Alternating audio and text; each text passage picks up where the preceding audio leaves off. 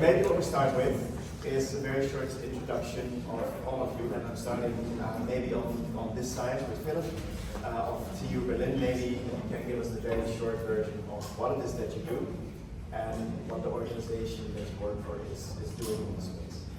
Yes, so my name is Philip Barschke. I'm a researcher at Technische Universität Berlin here at the and I'm a postdoctoral researcher and the chair for service-centered networking. And what we are doing is basically research in the fields of various kinds. So AI is definitely a topic we are interested in currently because there's a hype, and we are also quite active in blockchain because we share service-centered one focus on distributed and decentralized systems. And my personal research interest is in privacy, data protection, and all these kinds of things. Thank you so much. I'd say that's a very relevant field. We're talking about blockchain and AI. Like privacy is also one of my areas of interest, so very happy to have you on the panel. Great. Maria with Fetch AI. Thank you. Maria Minarakova, the Director of Business Development at Fetch AI. If I would like you to remember one thing about Fetch, it's AI agents, and agency that they bring. Trent touched upon that a little bit. But basically we're building infrastructure that will enable people, machines, IoT devices to set up their own agents, own their own data, find each other, communicate, negotiate, transact, create value, and also enable further development of AI in a decentralized way, right? So connecting the various data sources, bringing them together, build AI models, use federated machine learning, to connect these different data sources and build hopefully more and more richer and better AI models that can be then monetized. Thank you so much. And Matej, I got your name right? That's right. From Oasis. Protocol and network. So we're just Oasis now. But yeah, it's the Oasis Protocol Foundation that I'm part of. We run the Oasis network. But yeah, there are multiple other avenues that we're kind of seeking out now through AI as well. But yeah, I'm with Oasis. This is basically the privacy focused layer one that enables also blockchain privacy for other chains as well. We have our confidential runtime supported by trusted execution environment SDs. And yeah, me personally, I was always very pro-privacy in the personal life, and joining Oasis enabled me to work on this topic also professionally, so I really enjoy it. And I think this is one of the pieces that's a little bit missing in the blockchain space, adding privacy to people's data transactions, and keep that decentralization, trustlessness, on-chain verifiability, so, and bring that now to AI as well. Yeah, maybe we stay with that topic and also with you to start with. So my question would be, how does Oasis Protocol enhance the privacy preserving data sharing and secure computation, while also ensuring that the owners of the data maintaining control? Yeah, so we're basically the underlying layer, right? We are enabling the apps to deploy on Oasis and have that flexible privacy, right? So privacy, it can be fully transparent and fully private, so it's not like a privacy coin, narrow, whatever, right? You have full flexibility, general compute when programming what needs to be public and what needs to be private, right? So there were other, let's say, there is Oasis Labs, which is, let's say, a partner, that builds on top of Oasis Network, which is more focused on the product side. And they had products in the past that dealt with data privacy, data sharing, But right now we see that everything within the blockchain space is basically transparent. People are tracking things with ZK. ZK has its applications, but we believe, with the fees and flexibility that they offer, we can have on-chain recoverability of data, but at the same time keep it private.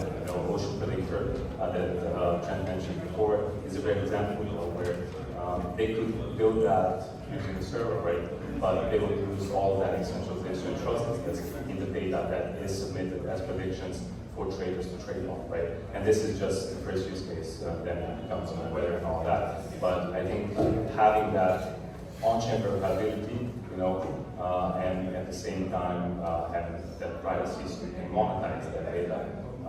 It's crucial, and this is what Oasis enables in this case. And then are there use cases we should think about? I mean, use cases are plentiful. That's the thing. So I'm in DD, and when they ask me, which verticals are you tackling, right? It's from DID to gaming to AI, to predictions, private DeFi. So everything.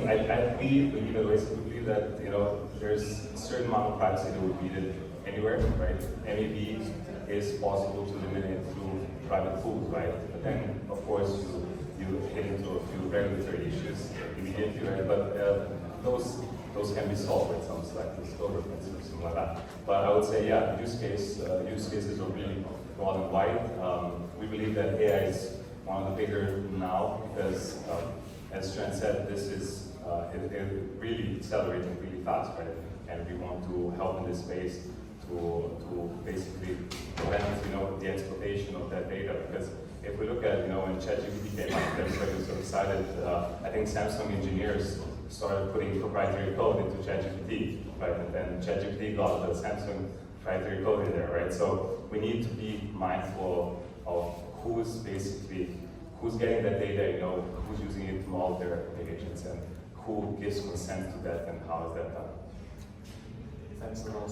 So maybe we'll move on to Maria with a question about the autonomous agent, what the AI agents you said, right? So from my understanding, these are more or less autonomous agents operating, and the question is also like, how does this facilitate data transaction and data exchange in these centralized networks? Yeah, so the agents can also represent data. I mentioned they can represent people, organizations, but also services and data sources. So they can act as basically your front end to the rest of the other agents, the rest of the world, and can say, I'm here, this is the data I have, I'm happy to exchange.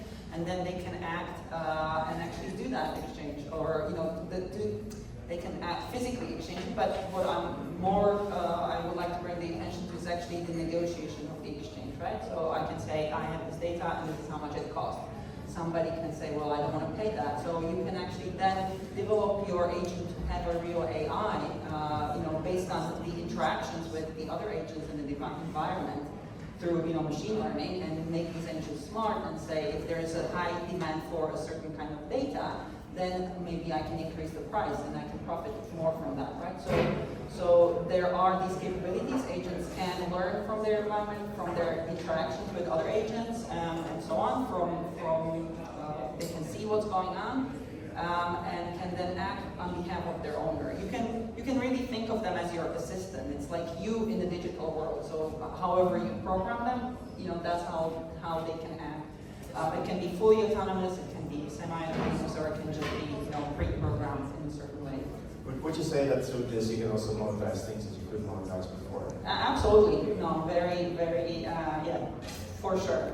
So we're looking at, for example, gig economy at the moment. How do you find services for gig economy? Right? We can find hotels and things because there are platforms for that. But if I want to find a dog sitter or some ad hoc cleaning service, where do I do that? But similar thing, actually, what we can do with the agents is to monetize AI models. So we have some of the examples for that. So on Hugging Face, there are free AI models that are deployed there in the cloud and on AWS.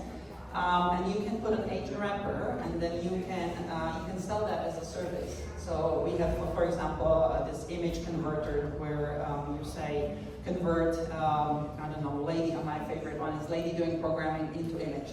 So you can take that, and you can the insights from that you can monetize. And you can put any other any other AI model, whether it's on AWS or Google or any other place, and you can make them into an agent that then sells that insight or prediction. Sort of like ChatGPT does, but ChatGPT does that, within their platform. But this way, you can connect any of the AI models anywhere and make them into agents. Connect them with other data, data holders, and then you have a game. And that's you have a decentralized AI game. Thank you so much. Then, Philip, on the in the area of academic research. I'm curious, so what are the most interesting areas or in academic research around the topic of blockchain and AI? And I know that your background and your direction is also more in the direction of data privacy, for example, so maybe that is an angle. But what do you think are the most interesting academic research areas in blockchain? So basically, from my perspective and in my opinion, basically the most promising direction currently is when we look at the challenges that arise with generative AI and the problems we already have. So it's about data problems. We already have students handing in papers written by ChatGPT, and basically we were responsible to detect it. And it's quite clear now that we are at the point where we see, okay, let's go back to blockchain that can solve all the issues that we currently have coming from generative AIs. And now we can build frameworks around it. So it's in trends talks basically, how can blockchain have that? It's coming very promising because the whole topic about generative AI is, of course, there's a certain hype in academia currently where lots of research is conducted, and it's a very fast-paced field at the moment in academia. And how so TU Berlin is one of the main technical universities in well, certainly Berlin, but maybe also in Germany. So how is the research happening there? Like how big is the team? How many people are working on this? What is the scale of research that Berlin is actually engaging in? That's a very good question. So our faculty has a couple of chairs, of course. These consist of 10 to 20 researchers, some smaller, some bigger. And with respect to how many resources we put into it, it's of course not enough. So it can always underfunded, let's say. So that makes it also very difficult for us to compete and to keep up. So when we need resources for GPUs and whatnot, it's really hard to get those. It's really an investment we have to do in order to keep up with what is happening in the industry. Right, because this is going very fast right now. Absolutely. Yeah. People in the room or at blockchain week in general, things like OpenAI. And I think I came across this graph the other day where you saw also the investments in training AI models that exploded over the years.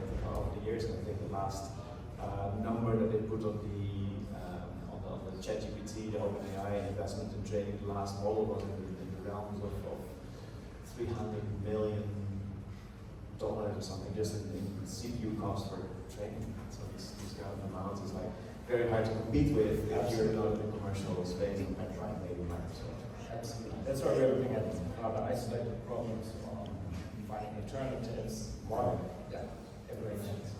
Yeah, so I have a question. I'm not sure who's willing to take this one. So basically, in this race to innovate at the intersection of blockchain and AI, how do we ensure that smaller companies are not being left out? Because there's just so many, a lot of money being spent on training that small organizations or even research institutions can't really compete with. I sort of think I think empowering them actually through these combinations of blockchain and AI, we are empowering the small companies that are in Europe in general and obviously here in Germany as well. So basically you'll have a bunch of small companies who have data, but building their own AI model is too, they don't have enough to build it to be a really good quality. But if they get together as a group and they can build that model together, improve on it, you can still preserve the privacy. So this is the federated machine learning that I mentioned earlier.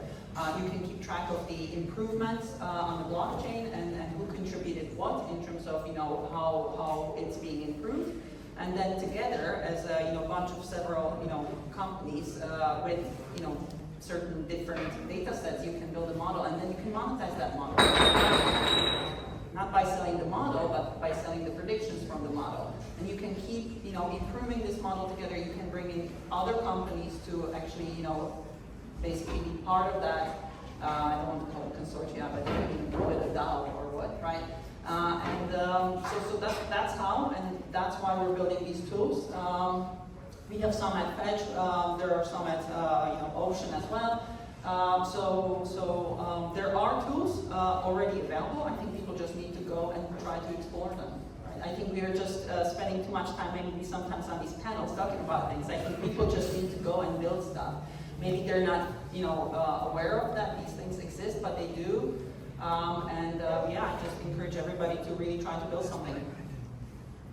Yeah, I would just add that I think this space is actually quite good at empowering even the smaller players, right? Because I think even though crypto is competitive, it's also very collaborative, right? So I think there's less risk of leaving the smaller companies behind, because I think it's still quite merit-based. If somebody has good tech, you try to connect with them, and see how you can collaborate. And blockchain was always built on Legos, right?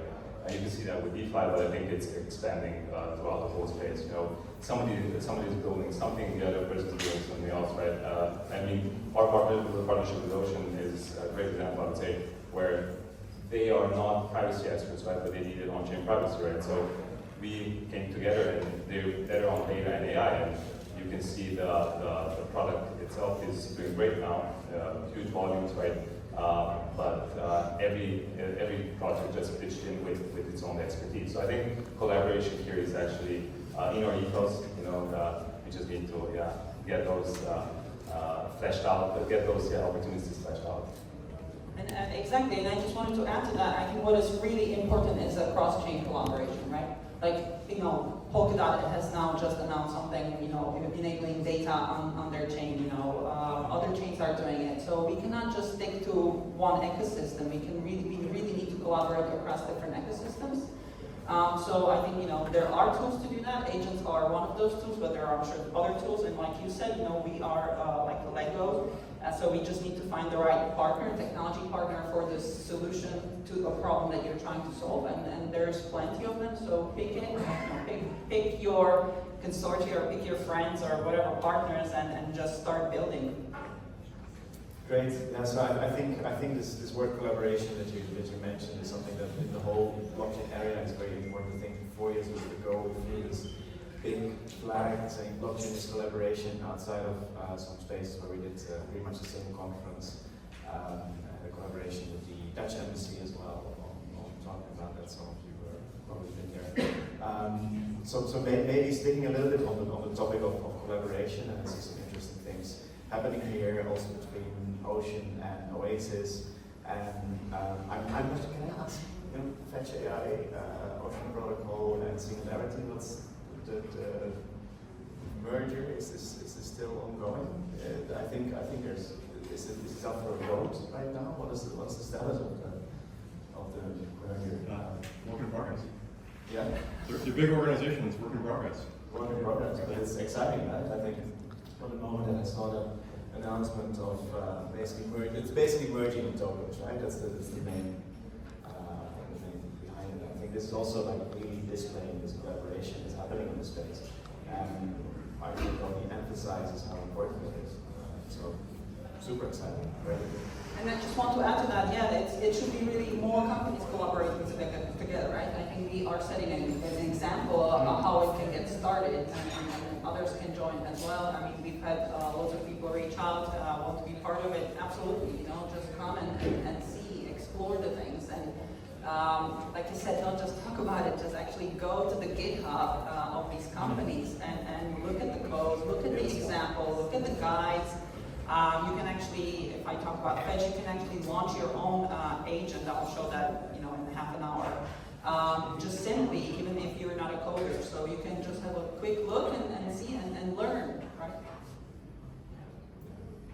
You want to add to that in terms of collaboration? Yes, of course. Because from our side, from academia, it was definitely something where exchange. What I realized within the last month now that this collaboration between academia and industry is very important. And basically, always leads into situations where they go, you have this problem, there's a paper that exactly tackles this. Or we learn that there are already products or problems that are solving things that you are concerned with in your research. So it's very important that industry and academia exchanges, does exchange and use and whatnot. Are there some examples already of collaborations that are there, that are in the works? So is this on a smaller level where it's about particular topics of research?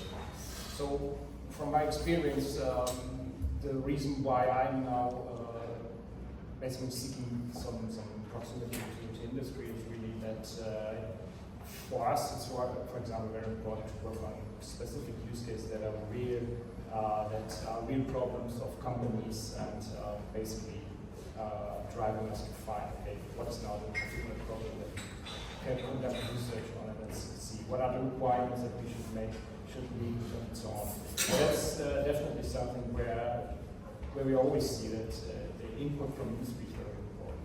And on a larger scale, this happens in publicly funded projects, always that industry is part of the consortium when you get publicly funded projects. Yeah, what I'd be curious about, so if we talk about this collaboration and interoperability between different protocols and chains, what is the role of standards? Do we need standards for that? Is it something where we build simple integrations between these different protocols? Any thoughts about this? What is the role here of? Yeah, I mean, I think the market right now kind of consolidates around most, maybe not the best, but the most used, solution. So we can see right now process-based EVM is kind of still the most popular. Even though we have many different options, right? We also built a confidential EVM to come where the developers are, right? So it's hard to speak about actual standards as we know them in the traditional industry, right? Where usually, we can see how I think the European Union kind of got after Apple about the Lightning Bolt and USB-C, right? And said, okay, there is a benefit of you using USB-C as well with the reduction of all that. So I think with standards, it could be that it happens through some, body, right? But I guess in crypto, blockchain, Web3, we kind of gravitate towards, let's say most used solutions. And you have, Uniswap, let's say, is kind of like the standard for DEX. And then a lot of people fork it, improve on it. But there are some standards that kind of, to me, come natural, right? And then that's coming back to what I said before. I think meritocracy in crypto is to an extent, it's quite visible, right? Where kind of best tech means maybe in the eyes of developers, sometimes certain things are not best, right? And I know some people complain about oversolidity and all that, and its limitations, right? But still, we kind of gravitate around certain tech that kind of becomes the standard of the space. So I see it more as like a natural progression, not necessarily as like a very official thing.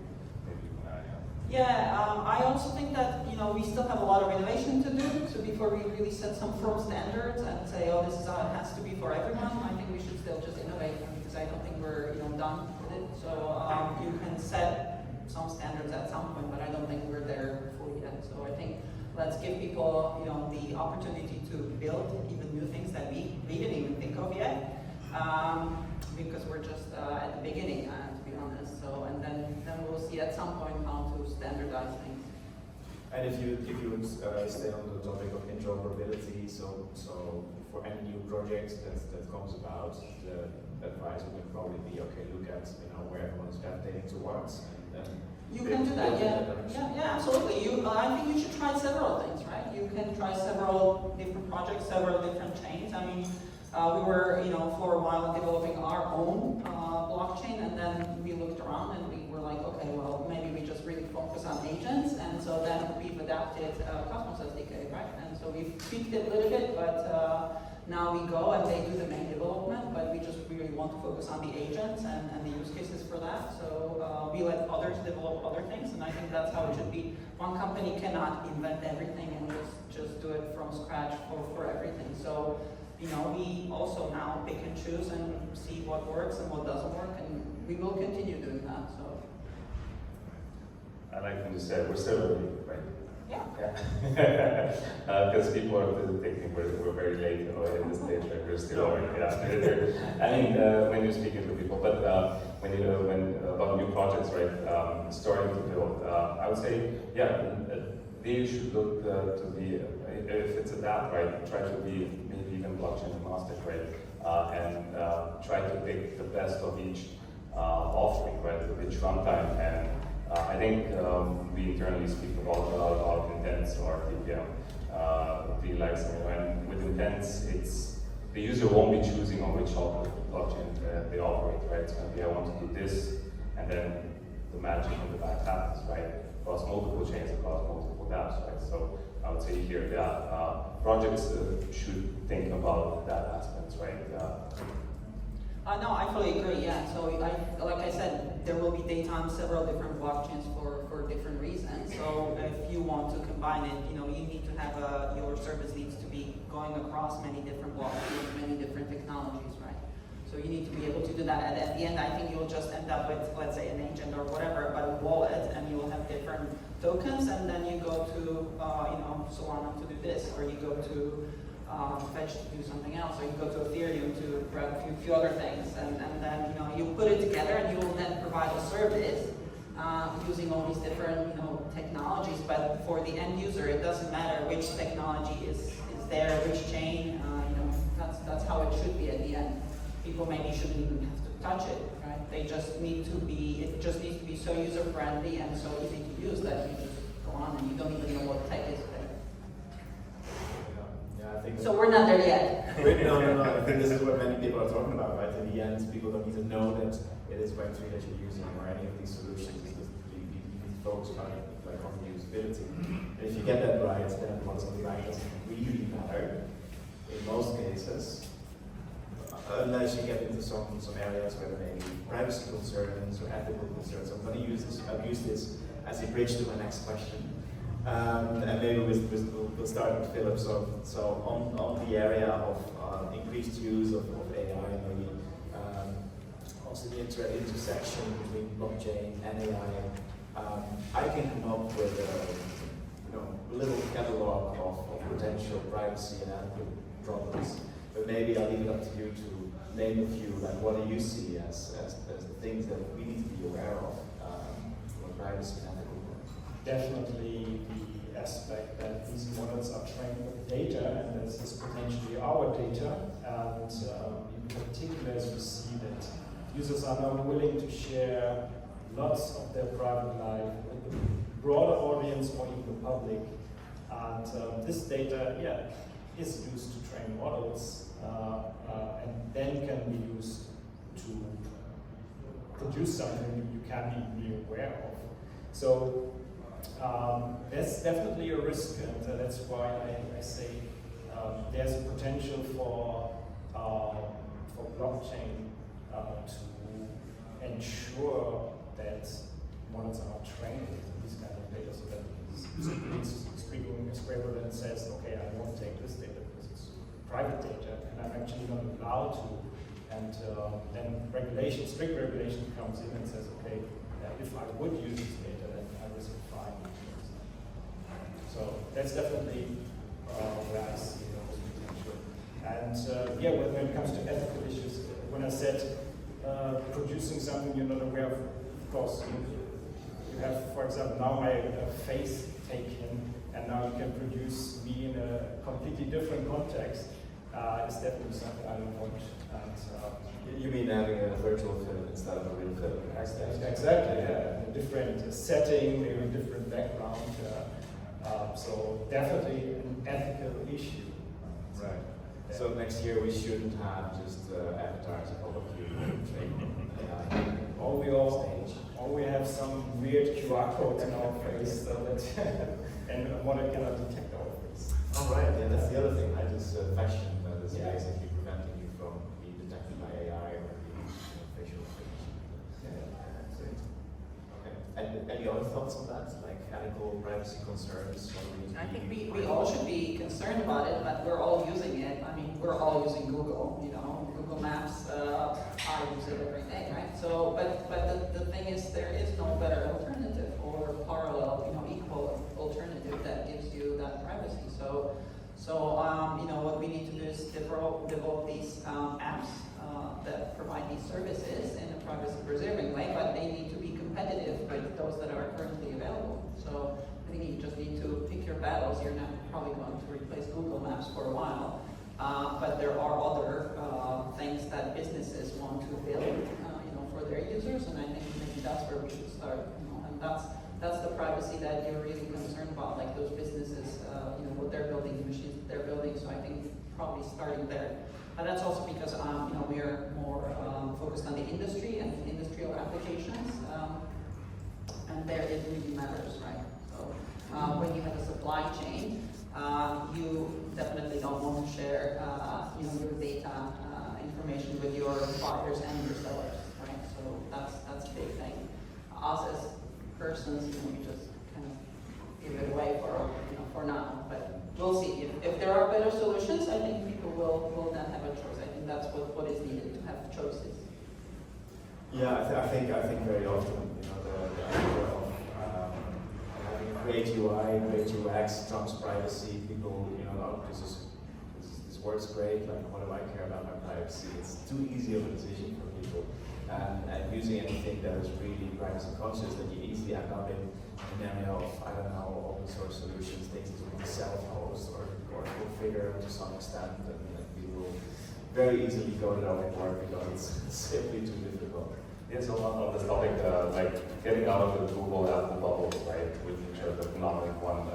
I did it for myself, right, and there are some obstacles, right, even, if you're using, DuckDuckGo for search, right, the results are usually not there, as they would be with Google, right, so it is a little bit of a hurdle, so and it's always a trade-off between, convenience and privacy, and until privacy is convenient, people will not use it, so basically bring it, to the level of convenience that, it doesn't make sense not to use it, But on the topic of what Philip was answering, I would love to have a virtual representation of myself, so there are a lot of tasks that I don't want to do, but I still want to do, right, so just sitting there, but I want to control, right, so I want to, the data that is traded on, authorization that is given, right, I want to control that. I think here blockchain plays a great role in controlling AI, giving consent to certain aspects of things,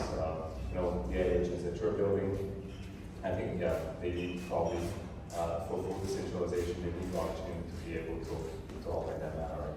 No, absolutely, and that's the main difference, right? Like these agents, like you set them up on your computer, but then they register on the blockchain, right? And that's how you keep it open, because the other alternative is that you put them all in a database, and then and those are those two options that we have at the moment. There's no other technology, so it's either database-based, or it's a blockchain, registering on the blockchain in a smart contract. And then whoever owns that database basically owns access to everything, and that's really scary, right? So therefore, agents need to be decentralized. They need to be able to communicate across ecosystems, blockchain ecosystems.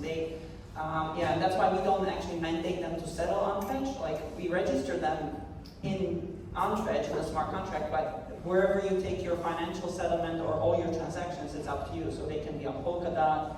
We have a collaboration with Peak. They can be on other chains as well, and that's, or they don't have to be at all. So you can just then represent the data that is in the real world through APIs.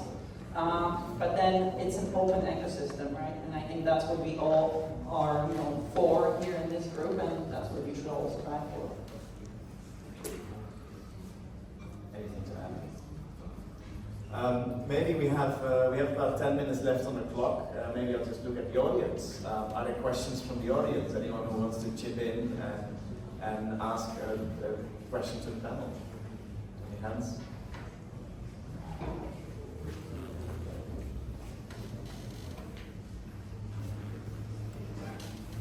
I do have a question about the future of infrastructure and verifiable infrastructure. So I do wonder, if you have AI models and are deployed with AI agents, how do you know they're really AI and not just someone messing with you behind the scenes? So my question is, how do you now know that what you're buying is real? It's similar, right? There will be always a question of trust.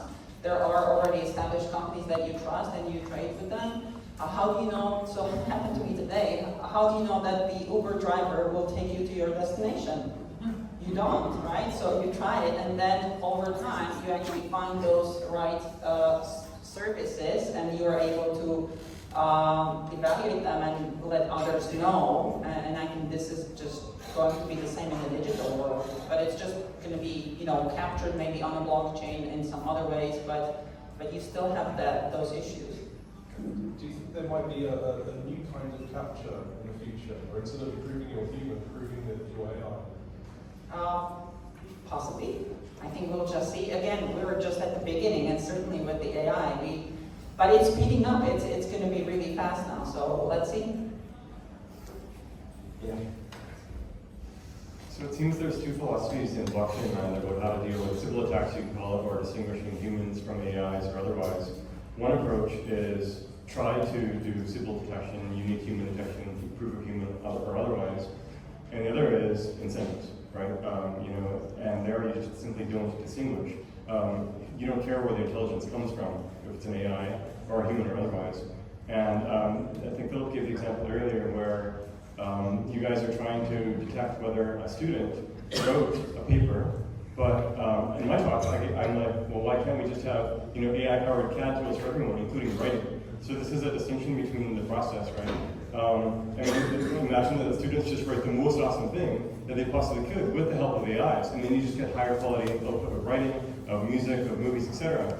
Or in blockchain land too, right? Rather than fighting this uphill battle of prove of the unique humans, let the AIs in, do their thing, and instead, just have proper staking and incentives. It's much cleaner in my experience. So I think it's a really useful question. It's easy to think about. Go for simple tolerance first, proof of being human, but let's let the AIs in, and then just solve it with incentives. That's my thoughts. So I'd love to hear what you guys think. One versus the other. Yeah, I would just say it's basically looking at the net benefit, right? If the net benefit is higher for an AI to do that instead of a human, right? Why not let an AI agree to I agree with that as well. So we need somebody who disagrees. Does anybody disagree with this? There are actually some people who disagree. I think the European Union now is trying to label clearly. We had that discussion with Nina on Monday. EU is going to mandate us to label, not us, but anyone who's developing AI, and the outcome that comes from the AI models, it needs to be clearly labeled, that watermark that it comes from AI models, and I think that's going to be super hard to achieve. So I don't know how they're going to try to do that. I saw a practical implication when I posted an AI generated image on LinkedIn the other day. It was already tagged okay, this is actually AI generated. I was quite surprised it's not implemented as well. But on the broader scale, I think you're quite right, it's very hard. It's going to be really hard because even now, so all of us use, I think, it's a good assumption that all of us use ChatGPT. So I use it as well, but then I know which, if you don't change a few words, you're going to be known that you've used it, right? So what you do is like Trent said, you take it, you make it produce something, and then you go tweak it, because it's not all perfect. It's not meant to be perfect. It's meant to save me some time. So if it saves me, 2 hours of writing because I don't like to write, great, and then I'll spend 15 minutes tweaking a few words here and there, and that's it, right? So AI gives us tools to expedite our work, right? That's what AI models do, right? You have cancer, images or images from a healthcare where that depict cancer, and it's going to help us say quickly whether it's yes or no, and instead of waiting for a doctor to be available for maybe a few weeks, you can get a faster recognition, and then you can get your treatment faster. And that's what AI does. It recognizes things faster because it's machines. It's millions of machines, building these models, and hopefully they're better than millions of humans at some point. But may I add that this is the good case. This is the perfect world case, but the moment you have to use and someone produces content with an AI model of you They will. and they will basically, yeah, of It's course. already happening. Then definitely we also need some mechanisms to act against them. We do. What are they? You're researching it. What are they? I think Ilya at that point was mentioning that the White House actually digitally signing now their images, right? The the key is not public, so you can't really verify it. Yeah.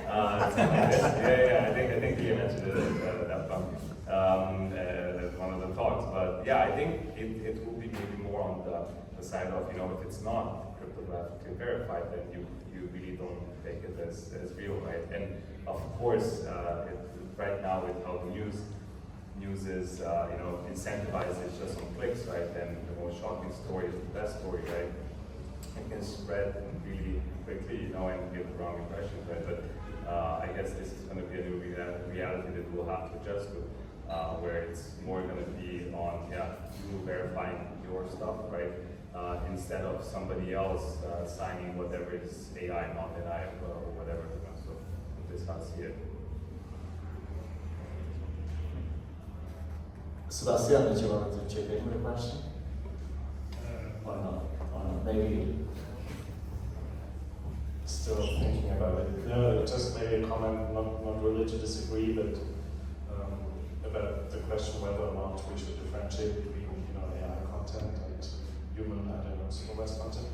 I think there might be a line that we should draw between critical infrastructure, whatever this is, and let's say modern business, where it doesn't really matter a lot, and it could be statistically healed or healed by gamification. But in order to look at the regulatory debate, we cannot get heated up every time we need to talk about regulation. We also need to decide whether or not we want certain areas to be regulated because they might be critical for safety or like I mentioned the healthcare images, right? And the AI in healthcare, like you really want to make sure that is working well, right? So you're not going to just allow anyone to do those things. And I have a quick question, maybe also for Nina, because you mentioned her. If we talk about autonomous agents, etc., if I'm not mistaken, and I'm not a lawyer, machines right now don't have legal personality, and let's say in cases we do talk also about machines and not just software. Do you think that the degree of autonomy that we will reach would require an extended basic legal definition of machines and networks? Or can we live with the property boxing where we are currently in?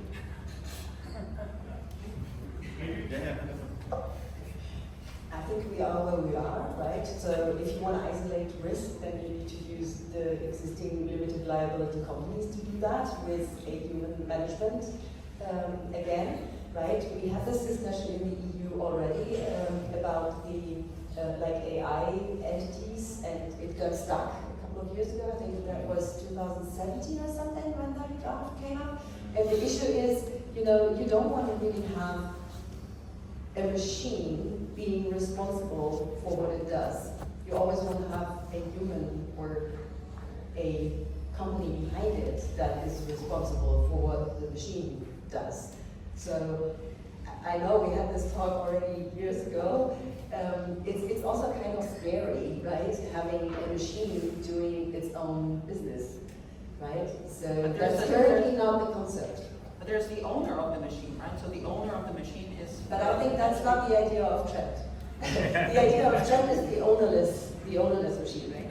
So people are people, corporations are people too. Actually, you can right now take, for example, Metacartel Ventures, one of the world's first VCs on chain. It's a simple LLC in Delaware, and then its articles of incorporation point simply to the saying the smart contract makes all the decisions. So imagine if that smart contract has AI intelligence, right?